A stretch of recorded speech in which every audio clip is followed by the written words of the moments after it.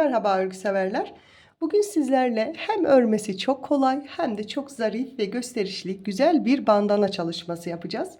Şöyle yakından detaylarını göstermek istiyorum.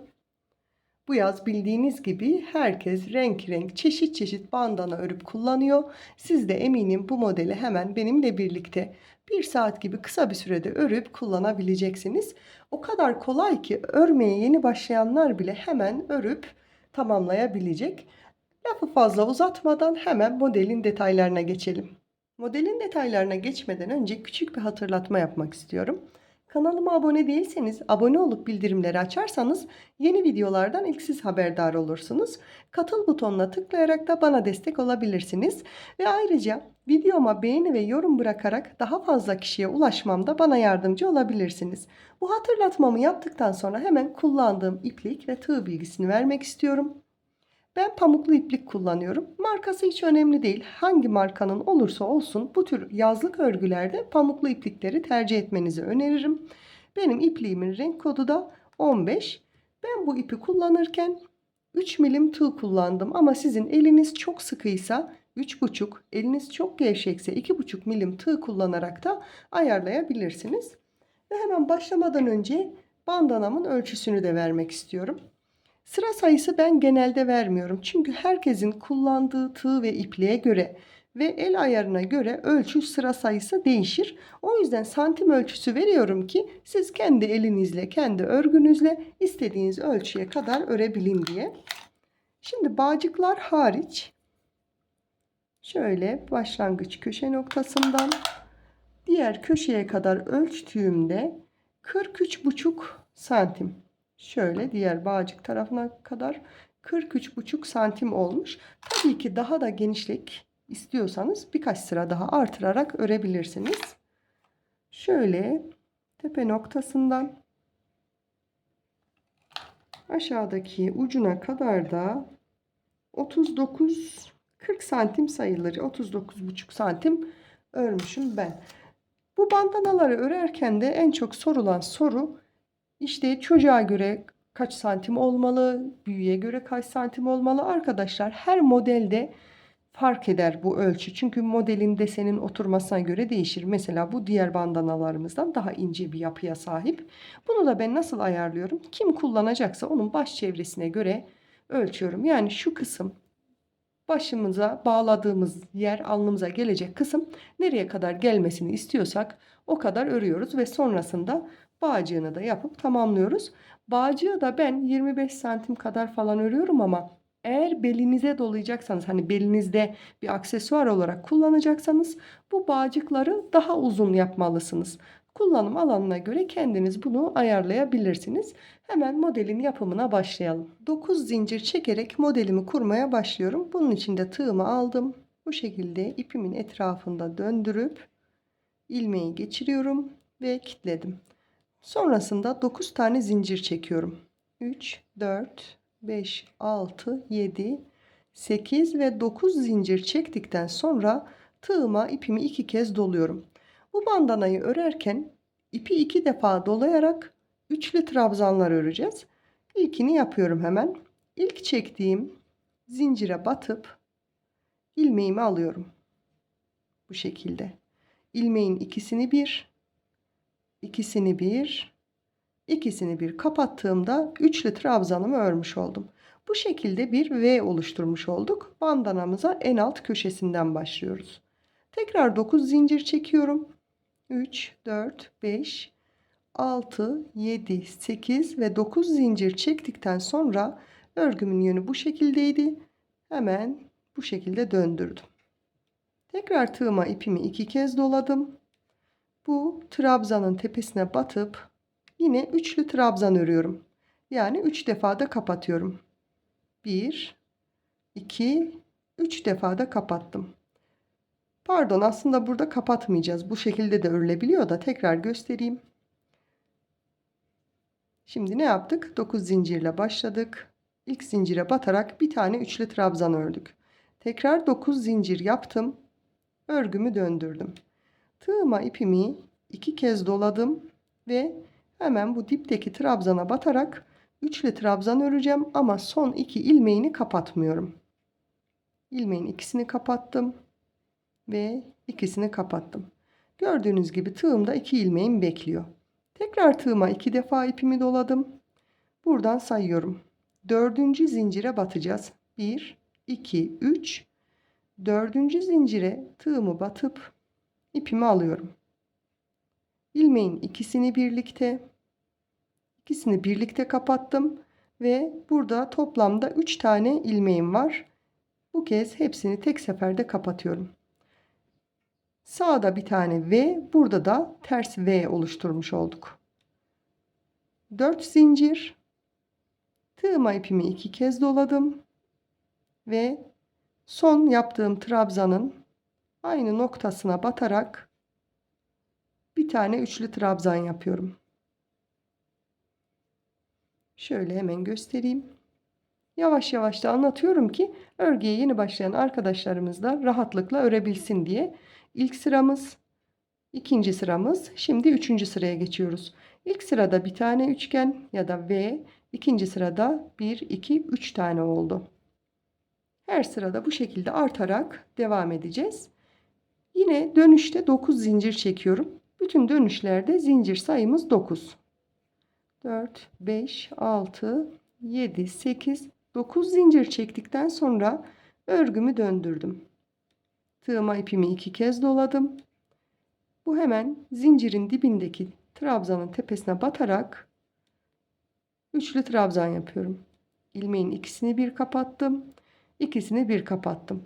Son ilmeği tığımda bekletiyorum. Kapatmıyorum. Tekrar tığıma ipimi 2 kez doladım.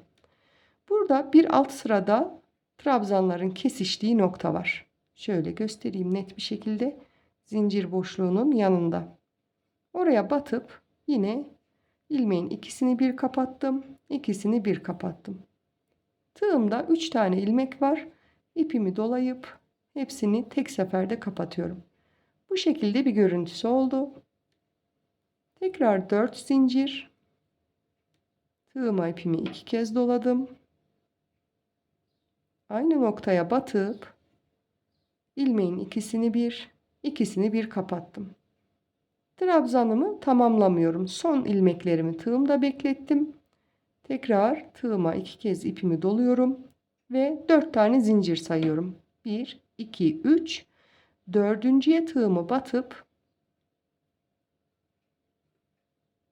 ilmeğimi ikisini bir kapattıktan sonra tığımda 3 tane ilmek var.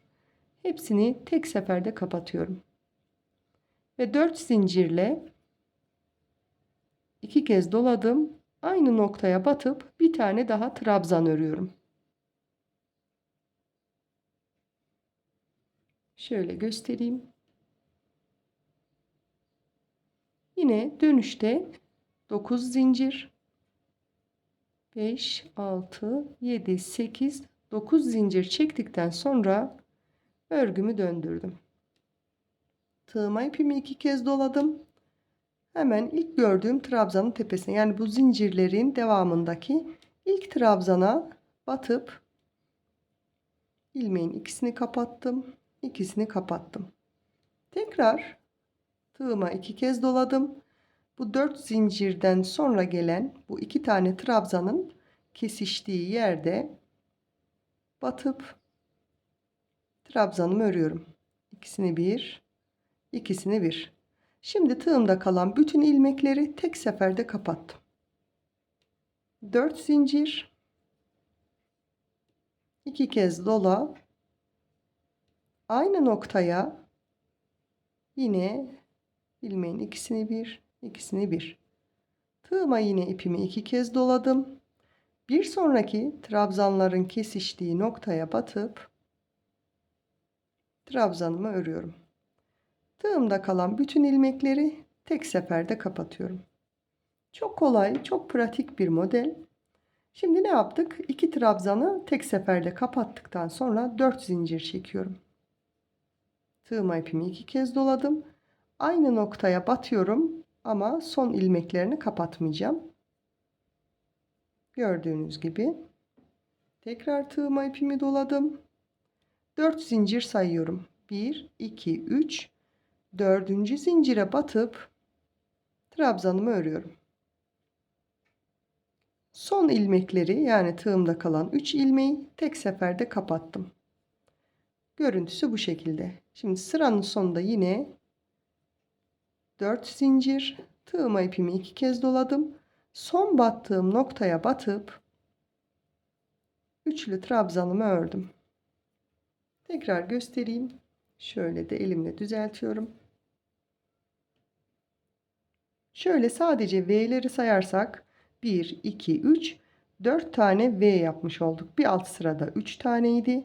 2 ve 1 ilk başladığımız yer. Bu şekilde her sırada artarak devam ediyor. Bir sıra daha birlikte yapalım. Videoyu da hiç kesmeden yapıyorum ki benimle birlikte rahatlıkla ilerleyebilin diye. 4, 5, 6, 7, 8 ve 9 zincir çektikten sonra örgümü döndürdüm. Tekrar tığıma ipimi 2 kez doladım. Hemen ilk trabzanın tepesine batarak ilmeğin ikisini kapattım. İkisini kapattım. Diğer ikisi tığımda bekliyor. Tekrar 2 kez doladım. Hemen burada iki trabzanın kesiştiği noktaya batıp ilmeğin ikisini bir ve son kalan bütün ilmekleri tek seferde kapatıyorum. Ve bir üçgen oluşturmuş olduk. Ters üçgenimiz oldu. 4 zincir. Tığıma ipimi 2 kez doladım.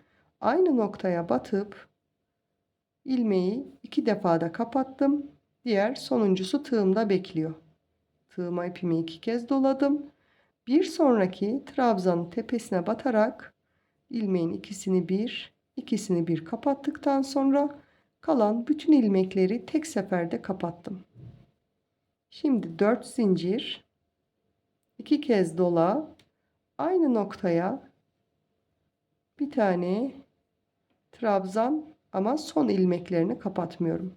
Tekrar 2 kez dola, bir sonraki trabzana batıp bu kez son kalan ilmeklerin hepsini tek seferde kapatıyorum. Tekrar 4 zincir, aynı noktaya batıyorum, son battığım yere ve son ilmeklerimi kapatmadım. Tekrar tığıma ipimi 2 kez doladım. 4 zincir sayıyorum.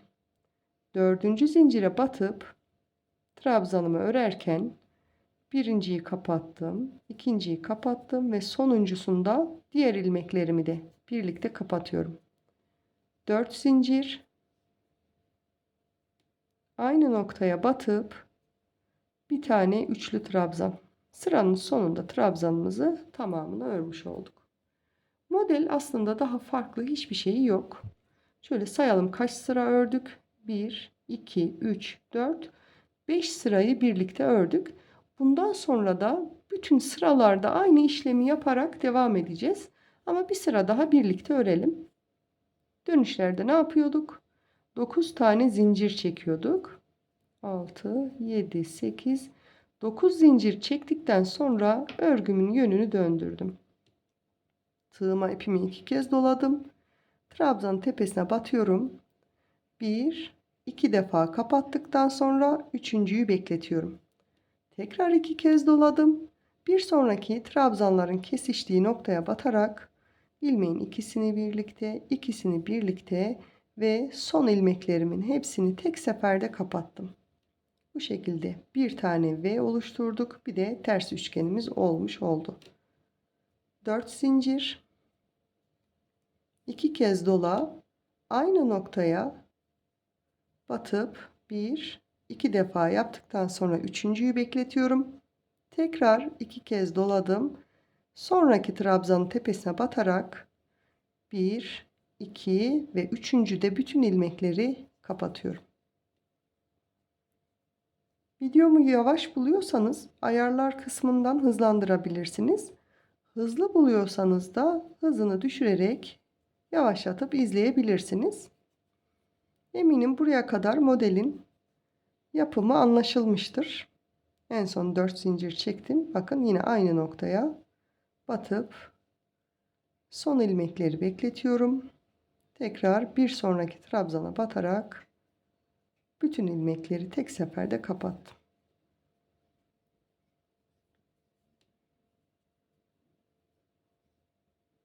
Tekrar 4 zincir sayıyorum ve bütün ilmekleri tek seferde kapattım. 4 zincir, sıranın sonunda aynı noktaya batarak üçlü trabzan. Şöyle göstereyim. Modelin bütün püf noktası, detayları bunlar arkadaşlar.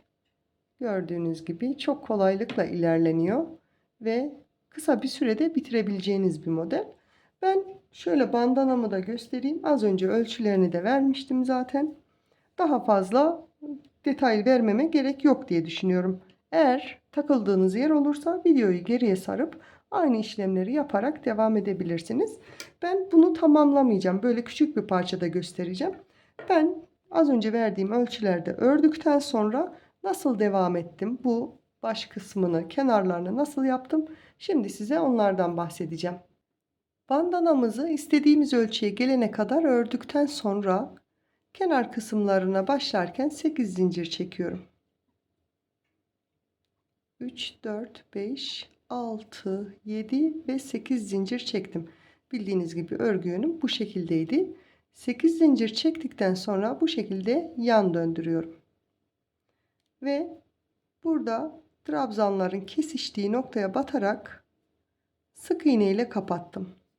Tekrar 8 zincir. Bir sonraki trabzanların kesişme noktasına batarak sık iğne. Bu şekilde bütün bandananın etrafını zincirlerle dolaşıyorum. 8 zincir. Bir sonraki kesişme noktasına sık iğne ile kapattım. 7, 8 zincir. Bir sonraki noktaya sık iğne ile kapattım. 4, 5, 6, 7, 8 zincir. Bir sonraki noktaya batıp sık iğne ile kapattım. 8 zincir. Bu ilk başlangıç noktamıza geldik. Hemen oraya da batıp bir tane sık iğne ile kapatıyorum. Bu ipi de daha sonra arkada gizleyeceğiz. Burası köşe dönüşü olduğu için tekrar 8 zincir. Aynı noktaya yine sık iğne ile kapatıyorum. Tekrar 8 zincir. Örgümü döndürdüm ve diğer kenardaki kesişme noktasına batıp sık iğne ile kapatıyorum. Şöyle köşeyi göstereyim. Bandanamızın örgü yönü bu şekildeydi. 8 zincirle dönerek kenarını tamamladık.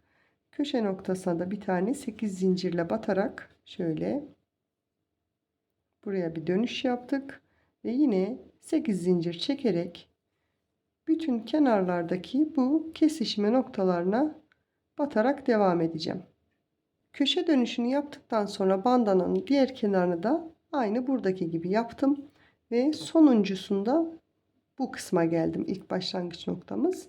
Buradan da şöyle sayıyorum. 1, 2, 3, 4 zinciri boş bırakıyorum. Beşincisine batıp sık iğne ile kapattım. Ve çevresini tamamlamış olduk. Burası alnımıza gelecek olan kısım. Bunlar da diğer kenarları. Şimdi bağcık yapıyorum. Bağcık kısmı için ben bu bandanamda 55 zincir çektim. Ve şöyle karış hesabı söyleyecek olursam bir karıştan biraz fazla, yani 25 santim kadar zincir çektim. Ama daha önce de dediğim gibi eğer belinize takarak kullanacaksanız onu belinizin ölçüsüne göre ayarlayabilirsiniz. Ben şurada küçük parça olduğu için bir miktar zincir çekiyorum. Maksat mantığını anlayalım diye. Dediğim gibi bandanamda 55 zincir çekmiştim. Bir miktar zincir çektikten sonra ilk zincirimi boş bırakıyorum ve ikinci zincire ip dolamadan batıp ilmeğimi aldım. diğer ilmeğin içinden geçirdim. Bu şekilde kaydırma yöntemiyle bütün zincirlerin içine batarak tamamlıyorum. Tığıma ip dolamadan bir sonraki zincire battım. İpimi alıp tek seferde çekiyorum. Kaydırma tekniğini kullanıyorum. Ben genelde bandanaların bağcıklarında hep bu şekilde bağcık yapıyorum. Ama siz isterseniz kaydırma değil, sık iğne ile de yapabilirsiniz. Ve son zincire de battıktan sonra burada ilk başladığım noktaya batarak bir kaydırma daha yaptım. Ve bağcık kısmımız da bu şekilde görünüyor. Şimdi alnımıza gelen kısmı tıpkı burada olduğu gibi yalancı trabzan, yani tığın başına ip dolayıp tek seferde çektiğimiz yalancı trabzanlarla tamamlamıştım ben. Şimdi yine aynı şekilde devam ediyorum. Tığıma ipimi doladım. Buradaki zincir boşluğunun içine batıp ilmeğimi aldım. Tek seferde kapatıyorum. Tekrar aynı şekilde toplamda 6 tane yalancı trabzan ya da tekli trabzan da diyebiliriz. 4 tane oldu. 5 ve 6.'yı da yaptım. Buradaki noktaya batarak kaydırmayla kapattım. Ve görüntüsü bu şekilde görünüyor. Tığıma ipimi doladım. Hemen yanındaki zincir boşluğuna batarak aynı şekilde tekli trabzan örüyorum. 3 4 5 ve 6.'yı da ördükten sonra hemen yanındaki noktaya batarak kaydırmayla kapattım. Bu kısmı hep bu şekilde tamamlayarak diğer uca kadar devam edeceğim ve sonra diğer uçta da yine bağcığımızı nasıl yaptığımızı birlikte devam edelim. Sıranın sonuna kadar ördüm. Son olarak buradaki trabzana batarak bir tane kaydırma yapıyorum. Ve tıpkı burada yaptığım gibi bağcık için zincir çekiyorum. Siz kaç zincir çektiyseniz diğer tarafta burada da aynı sayıda zincir çekin. Ölçüleri eşit olsun. Şöyle bir miktar zincir çektikten sonra yine ilk zinciri boş bırakıp ikinci zincire batarak ipimi alıyorum ve diğer ilmeğin içinden geçiriyorum. Burada da bütün zincirlerin üzerine kaydırmayla tamamlayıp bağcığımı bitireceğim. Ve sonra kenar kısımlarını öreceğiz birlikte. Bütün zincirleri kaydırmayla tamamladıktan sonra ilk battığım noktaya gelip yine bir tane kaydırma yaptım. Şimdi bu kenarlarda 8 zincirle zincir boşlukları oluşturmuştuk. Oraya sık iğne ile batıp örüyorum. 4 tane sık iğne, 3 ve 4 tane sık iğne yaptıktan sonra 3 zincir. Burada son yaptığım sık iğnenin yakından göstereyim. Buradaki ilmeğinin ikisini aldım. Bu şekilde kapatıyorum. Ve yine zincir boşluğuna batarak 4 tane daha sık iğne örüyorum. 3 ve 4. sık iğneyi de yaptıktan sonra bu kez bu zincirlerin arasında battığımız nokta vardı. Oraya batıp kaydırmayla kapattım. Şöyle göstereyim. Devamında yine bir sonraki zincir boşluğuna batıp 4 tane sık iğne yapıyorum. 3 ve 4. 3 zincir. Son yaptığım sık iğnenin buradaki 2 ilmeğini aldım. Tekrar sık iğne ile kapattım. Ve yine zincir boşluğuna batarak 4 tane sık iğne daha örüyorum. Ve burada 2 zincir arasındaki noktaya batarak kaydırmayla kapattım. Şöyle daha net görünecektir. Bandanamızın alın kısmı, bağcıkları ve kenarlarına da bu şekilde 4 sık iğne, 3 zincir, 4 sık iğne. Bu şekilde bütün zincir boşluklarını aynı şekilde doldurarak bandanamızı tamamlayacağız. Bütün kenar kısımlarını tamamladıktan sonra son sık iğnelerimi de yaptım gördüğünüz gibi. En son yine bu başlangıç noktasına bir tane kaydırma ilmeğiyle kapattıktan sonra bir zincir çekip ipimi kopartıyorum artık. Hemen şöyle hem bu elimizdeki parçada hem de diğer bandanamızda bakalım. Şöyle bu ütülenmemiş hali. Ütülerken de şöyle ellerinizle düzelterek buharlı ütü verebilirsiniz. Pamuklu iplik olduğu için buharlı ütüyle hiçbir sorun yaşamadan dokusunu da koruyarak tamamlamış oluyorsunuz. Şöyle göstereyim. Bu ütülenmiş hali. Bu da ütülenmemiş hali. Evet arkadaşlar, benim bandana hakkında anlatacaklarım bu kadardı. Birlikte hem zarif hem çok güzel bir model tamamlamış olduk.